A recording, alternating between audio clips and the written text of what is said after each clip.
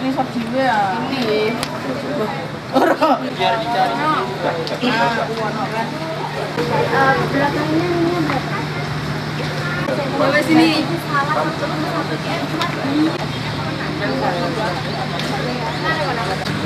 Ketika saya sudah masuk, kali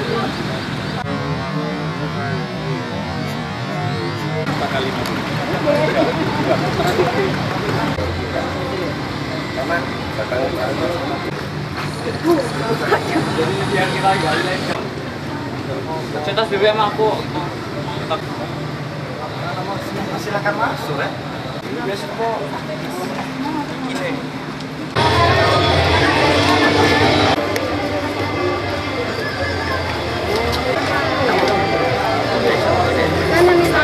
Ya maksudnya mana yang ngomong? Yang ngomong.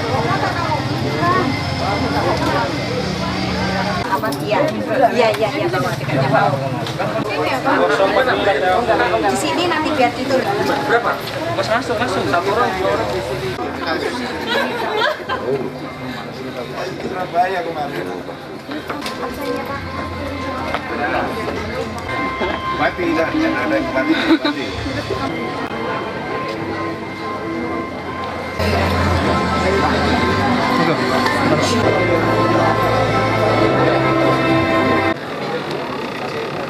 Sekjen dimanapun bebas ya.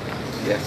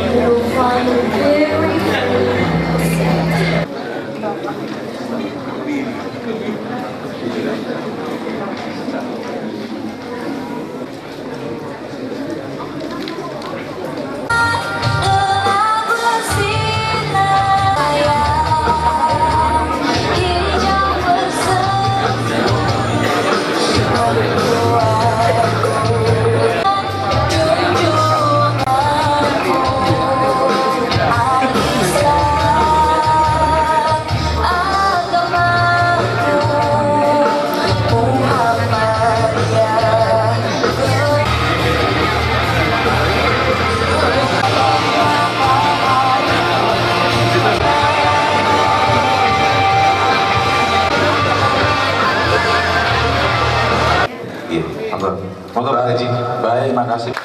Ada beberapa hal yang tadi disampaikan. Kemudian yang kedua, prosedur mediasi di pengadilan kami nangani pas. Nah ini, Pak Joko sebenarnya kan cuma Anda belum tahu. Yang lain. Jadi konsep teknis dalam perdamaian. 3 pertanyaan yang disampaikan tadi, menurut hemat saya itu kurang lebih sama, intinya itu sama. Dan memang ini prinsip memang yang perlu dipahami, disadari supaya nanti tidak keliru, khususnya kalau nanti mau merancang perundang-undangan berkenaan dengan ini. Saya memberikan ilustrasi yang berkaitan dengan masalah perdamaian kita ini nasional, yang sampai sekarang buntutnya itu masih belum selesai, belum tuntas. Mungkin masih ingat ketika ada BPPN, bukan BPN, BPPN. Jadi ketika masa krisis tahun 98 itu didirikan BPPN untuk menyelesaikan persoalan-persoalan yang berkaitan dengan BLBI. Jadi bantuan dari bank sentral ke bank-bank, terus kemudian banknya kolaps. Maka dirancanglah perdamaian untuk menyelesaikan utang-utang BLBI itu melalui satu perjanjian yang disebut perjanjiannya MSAA, ya, dan MRNIA. Jadi aset menyelesaikan kewajiban, ya, aset menyelesaikan kewajiban. Kemudian di dalam perjanjian itu ada klausula yang disebut dengan release and discharge. Jadi kalau sudah bayar kewajiban, maka selesailah sudah, maka dikeluarkan namanya SKL, surat keterangan lunas. Kalau sudah keluar SKL, maka tuntaslah sudah. Nah, ternyata keliru. Karena yang dimasukkan di dalam perjanjian itu tidak seluruhnya masalah perdata. Nah, tidak seluruhnya masalah perdata, karena di dalamnya ada masalah pidana, jadi hukum publik. Nah, antara lain yang terkena dampak ini yang sangat serius adalah grup BDNI yang namanya Samsul Nur Salim. Jadi sudah dikeluarkan SKL, kemudian ternyata itu menjadi perkara, sempat dia dibebaskan tapi kemudian dihukum di Mahkamah Agung. Jadi SP3-nya itu kan dibuka, yang kemudian mengantarkan seorang jaksa masuk penjara yang tertangkap suap waktu itu. Jadi ada jaksa dulu tertangkap suap, termasuk juga dari grup Samsul Nur Salim, yang kemudian di penjara, yang kemudian penjaranya itu disulap menjadi semacam ruangan yang mewah kan itu kan. Mungkin masih ingat itu. Jadi kesalahannya adalah yang dimasukkan di dalam perjanjian itu termasuk masalah hukum publik, yaitu release and discharge. Nah, ternyata yang merancang perjanjian itu lawyer dari Amerika yang tidak membedakan antara hukum publik dan hukum privat. Nah, sampai sekarang ini masih belum selesai kan, saya masih terdengar kasus ini kan di KPK kan gitu. Jadi cara pendekatan hukum yang tidak pas. Nah, mungkin ini bisa juga sebagai ilustrasi untuk melihat permasalahan ini. Bagaimana kita memandang sengketa pilkades, ya, dan masuk rejim yang mana? Saya setuju bahwa ini tidak masuk rejim pemilu, ya, tidak rejim pemilu. Tapi saya melihat satu hal di sini. Kalau saya baca undang-undang desa itu adalah konvergensi. Saya melihat ada konvergensi antara hukum publik dan hukum privat.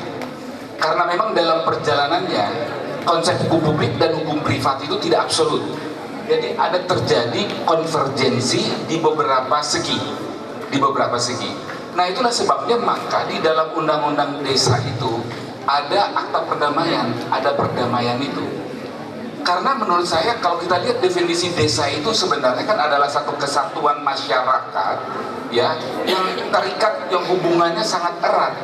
Oleh karena itu maka pendekatannya sebenarnya tidak hukum formil yang ketat, tapi hukum masyarakat atau hukum adat. Jadi saya setuju tadi Ibu Sri yang mengatakan asas spesialitas. Jadi lex specialis derwat lex generali. Jadi yang khusus bisa menyampingkan yang umum. Jadi saya melihat bahwa ini sudah hukum spesialitas ini undang-undang desa ini. Jadi undang-undang desa memberikan kewenangan kepada bupati untuk menyelesaikan dalam waktu 30 hari wajib. Nah, bagaimana caranya? Ya tergantung bupati. Jadi dengan kata lain dari konsep hukum, apa yang diputuskan bupati itu final and binding. Kalau saya melihat di pandangannya secara konseptual hukum, ya, itu final and binding. Tapi bagaimana supaya asas-asas seperti gotong royong, musyawarah, kekeluargaan itu juga termanifestasi di sana, maka proses bagaimana bupati itu mengambil keputusan. Itu aja. Nah, itulah sebabnya tadi saya menyinggung soal bagaimana membuat peraturan bupati yang komprehensif, di mana barangkali para praktisi bisa diundang untuk memberi masukan dan komentar, karena mereka berpengalaman kan gitu di bagian-bagian mana yang potensial bisa diinterpretasikan secara berbeda-beda, atau dengan kata lain yang mengandung loopholes gitu ya, di mana kemudian bisa memperpanjang persoalan, ya. Jadi penjudi-penjudi itu nggak ada pintunya sama sekali. Nah, mungkin barangkali bisa dipertimbangkan itu. Jadi peraturan itu tidak saja oleh para perancangnya sendiri, jadi dengan membayangkan, tapi juga harus melihat bagaimana dalam jadi ada simbiose mutualistis. Jadi intinya yang mau ingin saya katakan ada konvergensi. Jadi dalam ilmu hukum itu dia ada. Jadi konvergensi antara hukum publik dan hukum privat. Jadi bagaimana meneguhkan di dalam secara tertulis konvergensi ini sehingga nanti dia menjadi final pembanding. Jadi saya kira itu inti yang saya sampaikan tadi. Pertanyaan pertama, yang kedua itu intinya.